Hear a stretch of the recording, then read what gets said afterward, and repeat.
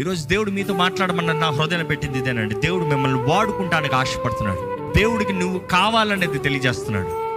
నీ బలహీనతల్లో నువ్వు నేను చేత కాదు, నేను పనికిరాను అనుకుంటున్నావేమో, దేవుడు ఈరోజు ప్రత్యేకమైన రీతిగా మీకు చెప్పన్నాడు.